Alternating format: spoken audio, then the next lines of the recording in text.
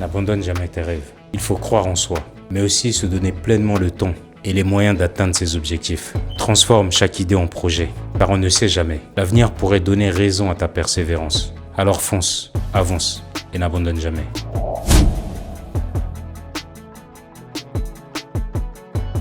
Bonjour à tous, j'espère que vous allez bien.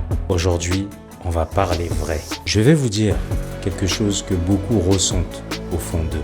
Le monde change très vite. Les équilibres changent. Les économies changent. Les mentalités changent. Les opportunités changent. Et pendant que tout change, certaines personnes restent immobiles.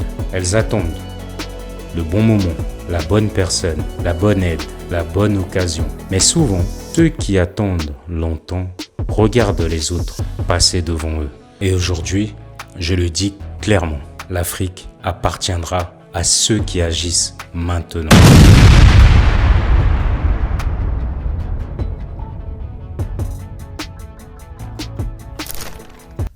Pas demain, pas un jour, pas quand tout sera parfait, mais maintenant. Le monde n'attend personne. Si toi tu dors, quelqu'un travaille. Si toi tu hésites, quelqu'un construit. Si toi tu repousses, quelqu'un apprend. Si toi tu critiques, quelqu'un investit.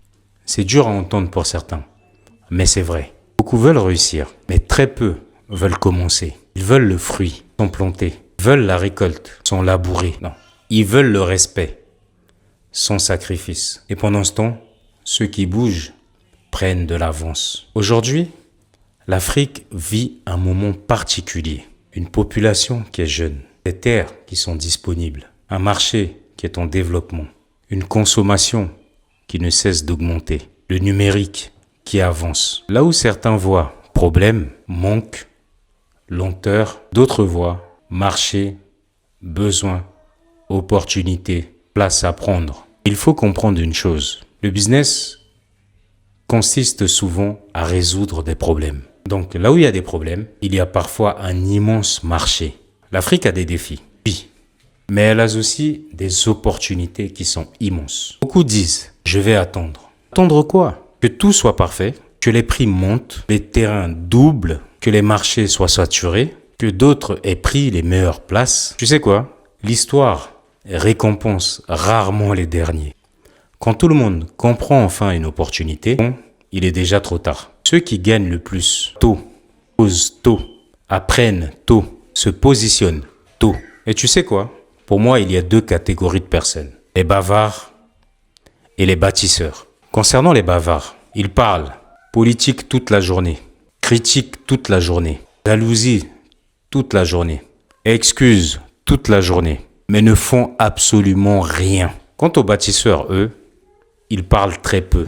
Ils cherchent, ils testent, ils se déplacent, ils rencontrent, ils achètent, ils plantent, ils construisent. Et je te laisse deviner qui avance après 5 ans. À la diaspora, je veux dire ceci. Vous avez souvent une exposition au monde, une discipline de travail, des revenus qui sont stables, un accès à l'information, des capacités d'épargne. Mais le problème, c'est que beaucoup utilisent ça seulement pour survivre, alors que ça peut servir à construire. Même petit, vous pouvez acheter des terrains, construire des studios, mettre en place des commerces, projets digital, agriculture, élevage et bien plus. Et vous savez quoi? Commencez petit, mais commencez. À la jeunesse africaine, je dirais ceci. Arrêtez de croire que tout viendra tout seul. Non, de regarder seulement les réseaux, d'attendre un miracle. Admirer la réussite des autres doit finir. Formez-vous, apprenez, bougez, cherchez un angle, créez, vendez, investissez, travaillez votre nom, pas celui des autres, mais le vôtre. L'avenir n'appartient pas aux plus brouillons, il appartient aux plus constants. Et là, je vais parler de moi, personnellement. Moi aussi, j'apprends. Moi aussi, je construis, étape par étape. Moi aussi, je vois des obstacles. Mais je comprends une chose, le mouvement attire le progrès. Quand tu bouges, les choses aussi bougent. Quand tu tentes, tu rencontres des solutions. Le problème, c'est que beaucoup veulent voir la route entière avant de partir. Sauf que le prochain virage, tu le vois que quand tu avances. Et en conclusion, je dirais ceci. Pourquoi l'Afrique appartient à ceux qui investissent maintenant? Pourquoi l'Afrique appartient à ceux qui agissent maintenant? Parce que demain appartiendra à ceux qui se seront préparés aujourd'hui. Pas à ceux qui auront commenté. Pas à ceux qui auront attendu, pas à ceux qui auront douté éternellement, mais à ceux qui auront osé, construit, persisté. Alors ne regarde pas seulement ce qui manque, regarde ce qui peut naître. Ne regarde pas seulement les difficultés, regarde la place disponible. Ne regarde pas seulement les autres avancer. Avance toi aussi. L'Afrique changera. La question est, seras-tu acteur ou spectateur? Merci à tous. Si vous aimez les contenus concrets sur l'Afrique et l'investissement, pensez à liker. N'abandonne jamais tes rêves. Il faut croire en soi, mais aussi se donner pleinement le temps et les moyens d'atteindre ses objectifs. Transforme chaque idée en projet, car on ne sait jamais. L'avenir pourrait donner raison à ta persévérance. Alors fonce, avance et n'abandonne jamais. Tu sais, il y en a qui pensent que ceux qui vivent en fait en Europe, tout le monde vit dans la luxure. Tout le monde vit dans la bonté, que l'argent coule de source, que en fait c'est facile. Tu marches, tu claques des doigts, tu as de l'argent qui tombe. Tu marches, tu claques des doigts, tu as un travail. Tu marches, tu claques des doigts, tu as une maison. Tu marches, tu claques des doigts, en fait, tu as tout ce que tu veux. Et là, tu passes ta vie donc dans les restaurants, les plus beaux endroits de la capitale. Tu passes ton temps à faire du shopping, te pavaner. C'est bien ce que montrent en fait les réseaux sociaux. Et ça encourage beaucoup de personnes à traverser, à aller se retrouver dans des situations, à mourir, à se noyer dans la mer, etc. Et je trouve ça triste. Parce que la réalité, en fait, que beaucoup de personnes vous montrent sur les réseaux sociaux n'est pas la réalité qu'ils vivent forcément. Ça leur permet d'atteindre aussi parfois certains objectifs. Parce qu'en fait, qu'est-ce que ça produit chez vous? Ça produit de l'essence. Et en fait, cette essence ne fait que nourrir, en fait, que vous fabriquez comme raison illusoire, en fait, pour pouvoir vous sentir bien d'être dans votre vie. Vous vous dites que si vous avez la possibilité, comme la vidéo que vous êtes en train de voir, d'être dans un yacht, de vous faire servir des raisins, des jus de fruits par une belle demoiselle, de vous faire en fait masser à longueur de journée, qu'on vous caresse la tête lorsque vous en avez besoin, etc. Je parle en fait de ça parce que beaucoup de personnes pensent vraiment que ce qu'on vous montre dans les réseaux, c'est la réalité. Non, c'est pas la réalité. Mais c'est vrai, il y a aussi une certaine réalité. Il y a aussi beaucoup de personnes qui ont réussi en fait à vous montrer ces images. Il y en a que vous pouvez vraiment suivre parce qu'ils se sont inspirés de leur vie pour tout simplement vous démontrer ce qu'ils ont vécu, ce qu'ils ont vu, ce qu'ils vivent. Et c'est vrai que certaines personnes ont réussi, mais ils ont réussi dans les efforts que beaucoup ne sont pas capables de mettre en place en fait pour pouvoir avancer dans la vie. Ils ont réussi dans la discipline qu'ils ont mis en place en fait pour pouvoir bâtir parfois leur empire. Ils ont réussi dans les échecs qui les ont forgés. Ils ont réussi dans beaucoup de choses qui leur ont permis en fait de s'établir dans ce monde. Et bon nombre sont ceux qui ont effectivement réussi. Mais vous savez quoi? La plupart de ceux qui ont réussi sont plutôt ceux qui se cachent, qui ne se pavanent pas, qui ne se vantent pas, mais qui passent plutôt leur temps à encourager, à faire des conférences, à vous donner des idées et à vous suivre même lorsqu'il le faut. Ce sont des personnes qui sont réalistes et surtout réelles. Quant à ceux, parce qu'aujourd'hui en fait il est très simple de vous montrer une vie de luxure. Il est très simple de vous montrer des choses qui vont vous donner envie de reproduire ce que vous voyez. Il est très simple de laver votre tête en fait et de vous inculquer ce dont on a besoin en fait pour... Voilà. Aujourd'hui on te donne en fait à manger. Tu manges bêtement devant ton écran, sans raisonner, sans réfléchir, sans te poser les réelles questions. Parce que lorsqu'on se pose un minimum de questions, on est capable de comprendre que ce qu'on est en train de voir est irréel. Ce qu'on est en train de voir n'est pas vrai. Ce qu'on est en train de voir n'est simplement que de la motivation.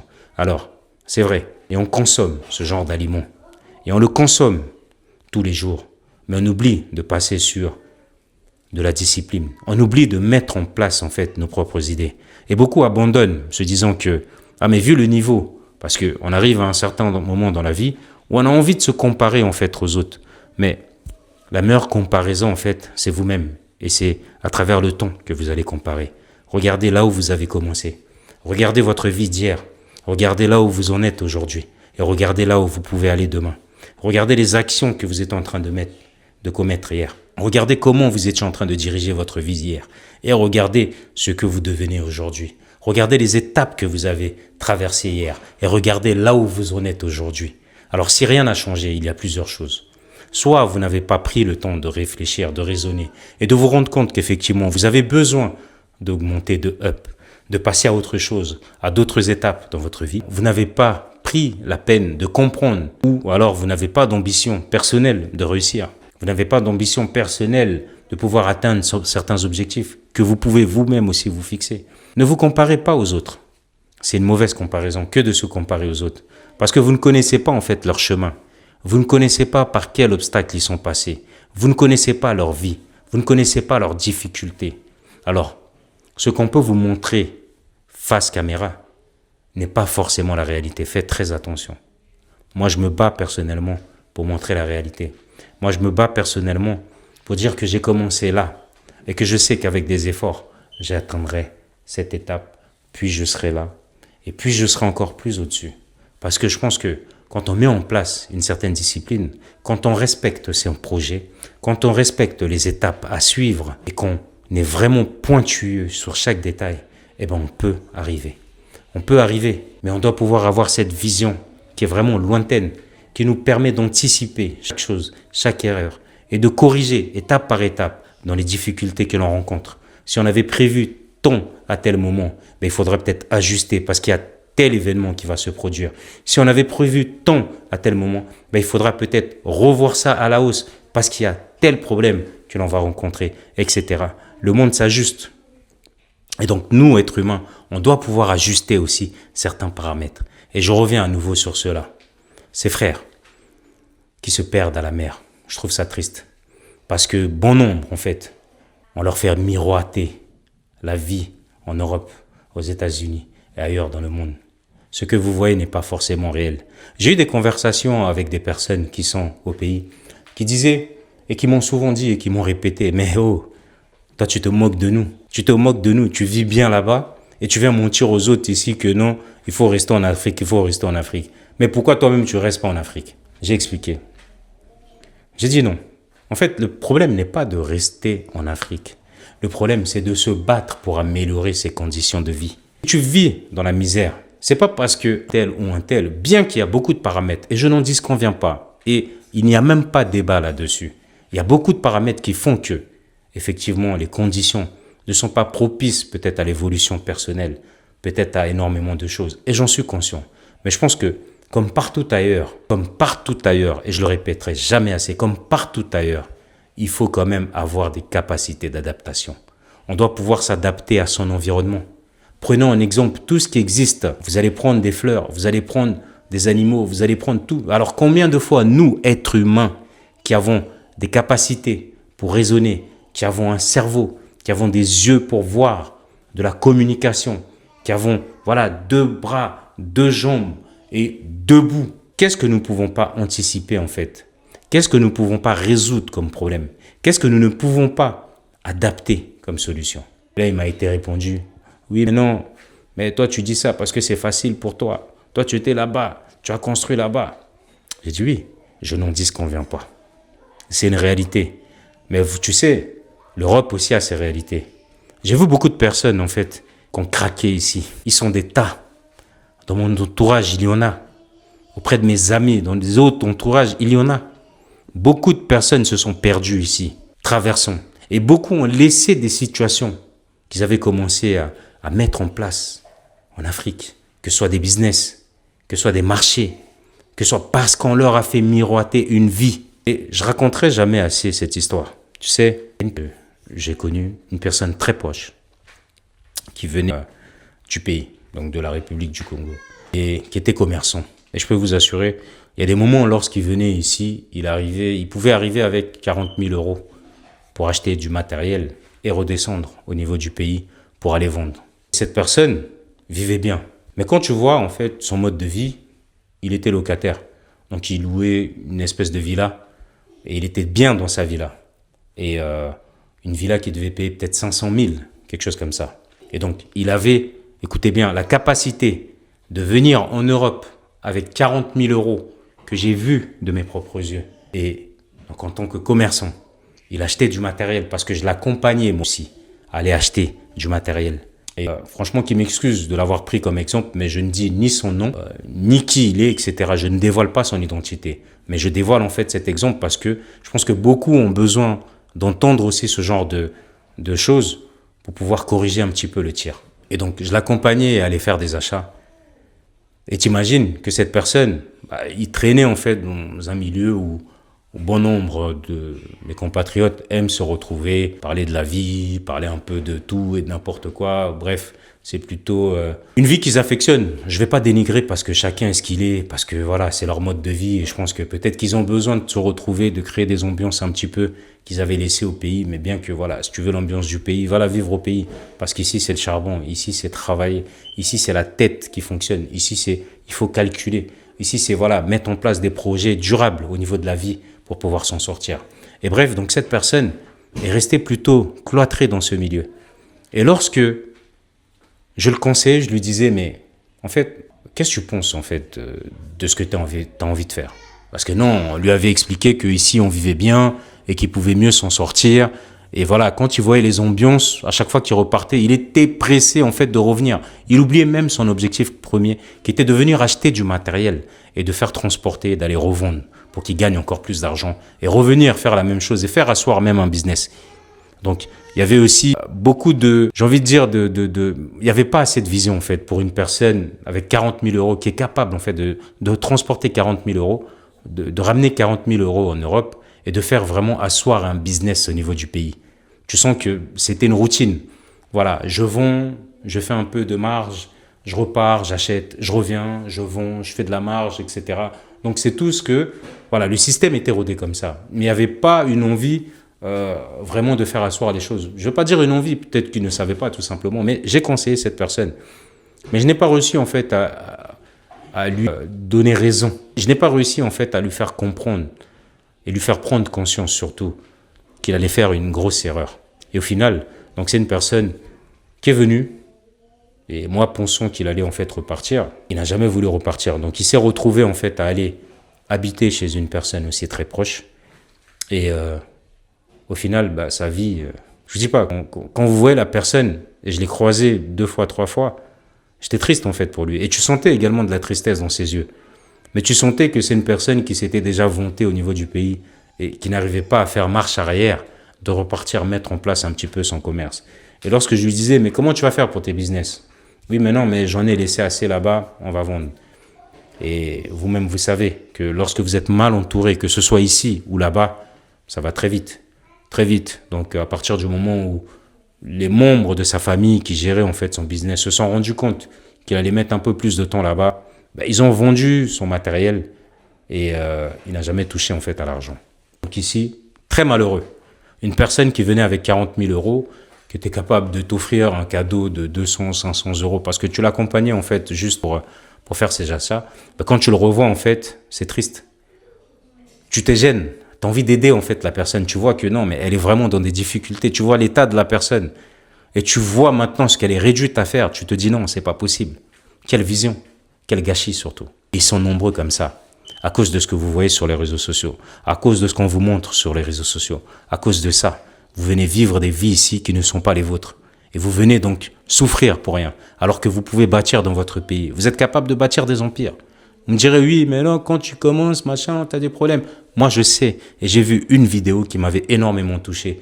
Et c'était un jeune, en fait, qui avait un restaurant, qui a été miné de problèmes, en fait, par des personnes, des voleurs, faut appeler ça comme ça, des voleurs qui venaient tous les jours poser des choses qu'il devait payer, présenter des factures, voilà, qui lui ont vraiment fait la misère alors qu'il avait des autorisations pour pouvoir vendre, alors qu'il avait des autorisations pour pouvoir être là et qu'il paye justement cette place. Mais des gens ont fait en sorte à ce qu'il puisse tomber et le voilà qui s'est foutu en l'air parce qu'il n'en pouvait plus. Il s'est foutu en l'air parce qu'il n'en pouvait plus. Voilà, ça c'est des exemples concrets. À part ceux qui racontent, oui, un tel, on ne connaît jamais un tel, mais toujours toute la version, tout le monde a vécu la même chose. Mais incapable de vous donner des preuves sur ce qu'ils ont vécu réellement. Mais il y en a qui ont vécu des trucs. Et oui, il y a des brebis galeuses partout. Oui, il y a des gens partout qui ne sont pas bonnes, qui n'ont rien à faire en fait sur certaines fonctions. Et ceux-là, il faut les dénoncer. Il ne faut même pas hésiter. Mais on parle surtout de ceux qui racontent. Et donc ceux-là, Et pour revenir, en fait, tu vas te rendre compte qu'on te dit, bah, tu vis là-bas, mais pourquoi tu ne viens pas? Oui. En fait, à partir du moment où c'est vrai, tu as atteint quand même un certain niveau, un certain confort, eh ben, tu peux pas te permettre, en fait, de vivre peut-être une certaine précarité. Pourquoi? Et je vais le répéter, si j'étais seul, je la vivrais, moi, cette précarité. Mais je ne suis pas seul. Et donc, je dois pouvoir, en fait, préparer pour ne pas qu'il y ait un choc. Et donc, ça prend du temps. Ça prend un laps de temps. J'ai discuté avec un frère qui m'a dit, non, mais tu fais tout et tout, tu mets en place tes trucs et tout. Ça commence à avancer, ça se développe, ça commence à bouger. Mais il serait temps que tu rentres aussi pour voir les choses. Oui, je rentre. Je ne pouvais pas rentrer en un claquement de doigts. Et j'ai perdu effectivement beaucoup d'argent, en fait, parce que je ne rentrais pas. J'ai perdu de l'argent dans des travaux. J'ai perdu de l'argent dans des projets, en fait, que j'étais en train de mettre en place. Mais je me suis dit, voilà, à distance, je me suis rendu compte que ça n'a pas marché. Et ça m'a donné une leçon. Il y a des projets que je peux mettre en place aujourd'hui. Mais aujourd'hui, on a des outils aussi qui peuvent nous accompagner, même à travers la distance, pour pouvoir donc faire prospérer, en fait, nos sociétés. Donc voilà, il y a des choses à faire. Arrêtez d'encourager tout le monde à venir. Il n'y a plus rien. L'image qu'on vous vend, c'était l'image d'hier. Hier, il y avait la possibilité, il y avait des portes ouvertes. Mais aujourd'hui, le monde en a marre des Africains. Pourquoi? Point d'interrogation. Et ça, peut-être qu'on en parlera la prochaine fois. En tout cas, pour cette partie, j'en ai terminé. On va se dire à la prochaine. Ciao, ciao la famille.